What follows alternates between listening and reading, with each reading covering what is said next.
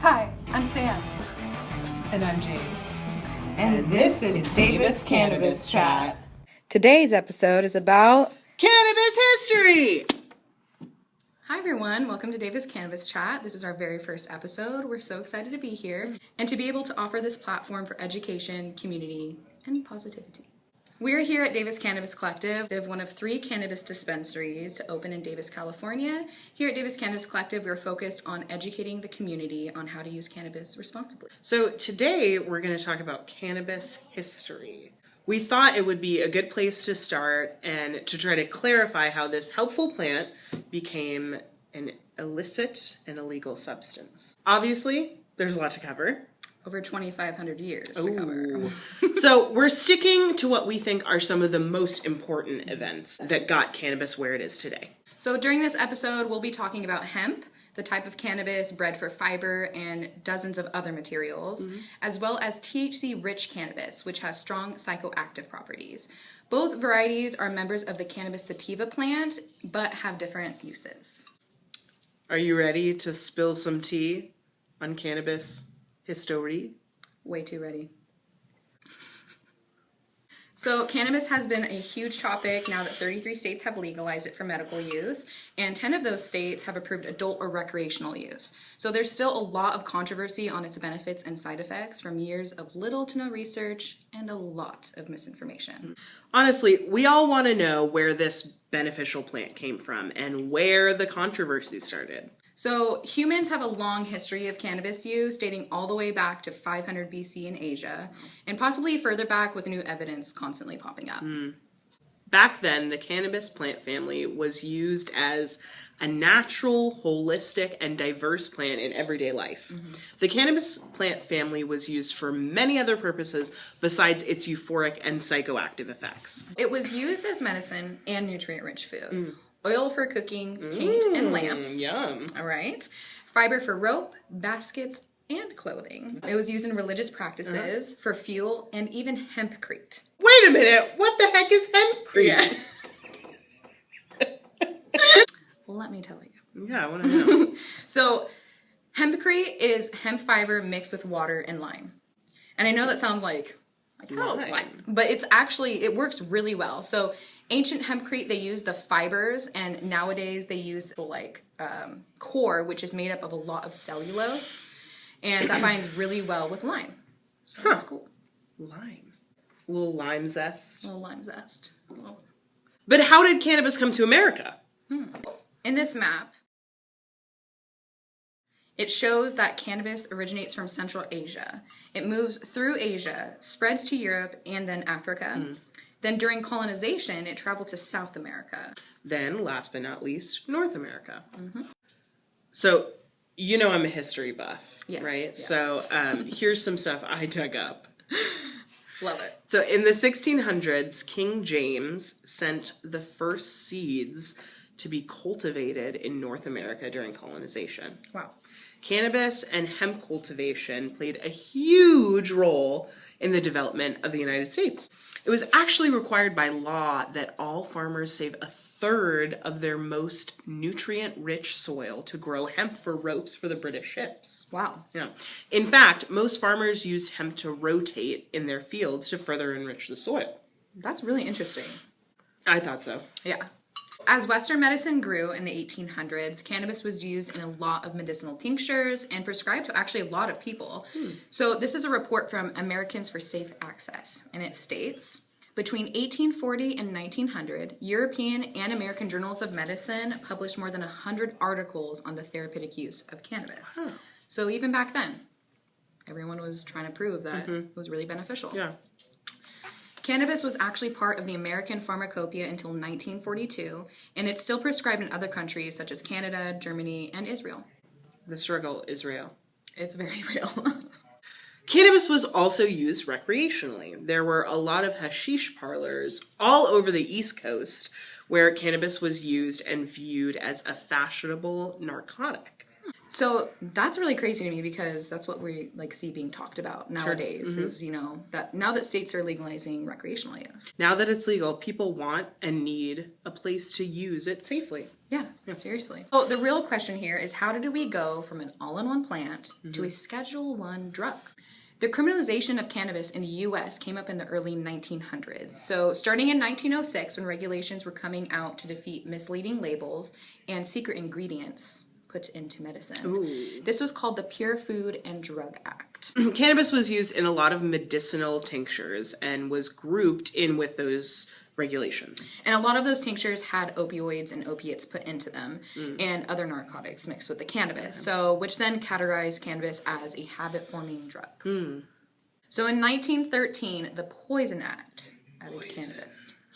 This made the possession of any cannabis or hemp product being used industrially or medically a misdemeanor. After the Poison Act and after the Mexican Revolution, a lot of Latino farmers use cannabis to relax after long days of work, which is something we all do now, still. Yeah. Cannabis was a way cheaper alternative to alcohol because of prohibition. Funny how now with cannabis prohibition, alcohol is cheaper than cannabis. Right? And you can buy it anywhere. Seriously. During this time, fear of marijuana was being pushed through propaganda. And this is an article from PBS. It states, anti-drug campaigners warn citizens of the U.S. of the encroaching marijuana menace. And terrible crimes were actually attributed to marijuana and the Mexican people who used it. And of course, the first ever drug raid was in 1914 in a Mexican-American neighborhood in Los Angeles. A lot was happening during this time, big changes everywhere, and there was certainly a racial divide. Yeah. But why? I can tell you that. Oh, great. So a very important part of the prohibition of cannabis started with the hemp industry. An American businessman named William Randolph Hearst, who came from a multimillionaire family, had a lot of influence on the American people through his company. Not only did he use his own paper mills and forests full of timber, he was also a politician who had developed the nation's largest newspaper chain and media company. Well, according to a biography about William Randolph Hearst, Hearst said he hated minorities and he used his chain of newspapers to aggravate racial tensions at every opportunity. To make sense of his resentment towards minorities, he had to forfeit 800,000 acres of his land during the Mexican Revolution. Hearst joined forces with pharmaceutical corporations and chemical companies ran by DuPont. He also joined with Anslinger, who was the director of the Federal Bureau of Narcotics, which later evolved into the DEA in the 70s. They all had financial interests in defeating hemp to promote their own products or to gain political power. I don't like that. No. So here's a little backstory on Anslinger. I thought this was really interesting. In 1892, when he was 12, he would go down to the drugstore to buy morphine for his neighbor. He was pretty traumatized by the screams that he heard from withdrawals, and then also seeing the immediate relief that people would get from taking the morphine. So it was at a young age. Yeah. At a very young age, he saw this. Yeah. From a young age, he already knew he had strong feelings against narcotics. He also played a big role during alcohol prohibition. So during that time, in the 1920s, he was persuading British authorities to stop the flow of intoxicating beverages to the British Bahamas. And that's where alcohol was actually being smuggled into the U.S. Oh, wow. Okay. Once we hit the end of alcohol prohibition, Anslinger was about to be out of a job, basically. Yeah. Drug addiction was already demonized, and during this time, a lot of people were addicted to opiates. Yeah, and while a lot of people were trying to aid addicted people off of these heavy drugs, Anslinger pretty much took it the other way. Yeah. Thanks, Anslinger. He wanted Congress and other people in power to be viewed as drug fighters, even though he opposed any education on the reality of drug use because he believed they would be only teaching the youth on how to use the drugs. Back to the hemp industry. In 1938, the hemp decorticator was introduced in the agricultural world. So this is a farm machine that mechanically separates the fiber from the hemp stalk. Okay. And that saved a lot of money for farmers on labor costs. Right. And you can imagine, if you've ever seen a cannabis plant, in the stalk, that's a pretty tedious job to take all the fibers off. Sure. So this was a revolution. Wow. So hemp-based products became more sustainable and had a promising future set to replace petroleum, synthetic fibers like nylon, and even gasoline. Wow. Yeah. Big companies such as Ford were even planning on using hemp-based products for their cars. So they were going to use hemp plastic plates instead of steel parts. And it's actually 10 times stronger than steel, if you can believe that. Wow. Like, Ford was also planning on their cars running on hemp-based fuel. Imagine how different our world would be if we went with that more sustainable route. It would be so cool. I can't imagine. things would be so different. So hemp was obviously a huge threat to Hearst, DuPont, and Anslinger. Big guys. So this is why they ultimately used their money and power to instill fear in the American society. It was way easier for them to do because this was during the Great Depression when there was a lot of tension because of the lack of jobs for U.S. citizens. After the Great Depression, propaganda continued after Hearst and Anslinger's heavy influence. The movie Reefer Madness came out, which was funded by the Bureau of Narcotics, and it scared a lot of people. It's just funny that it was funded by the Bureau of Narcotics. Yeah. Well, they believed that cannabis would induce violence or turn into heavy drug use. One of the biggest cannabis myths is that it is a gateway drug.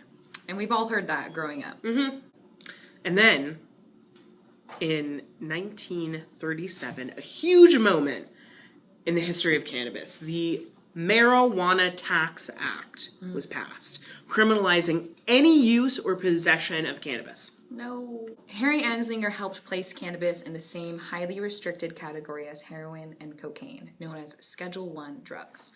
A Schedule I drug is considered to have no medical benefits and a high potential for abuse. So, kind of doesn't make sense. Not really cannabis. Not cannabis. No.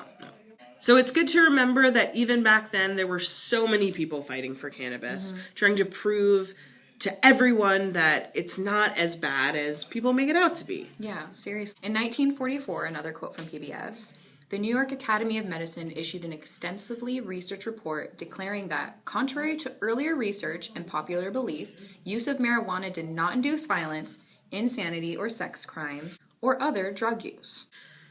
A lot has happened since then, and now we're still facing cannabis prohibition, right? It's still in effect. With every year, the movement goes stronger, and there's people speaking up.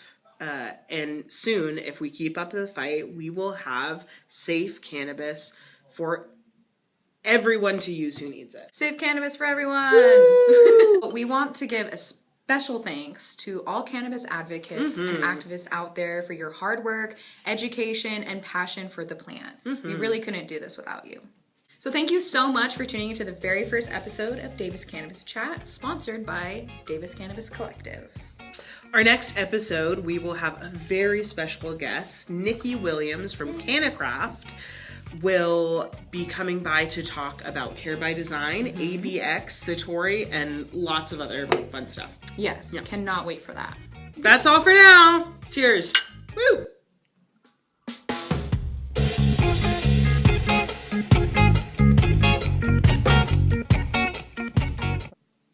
Let's endo this cannabinoid system.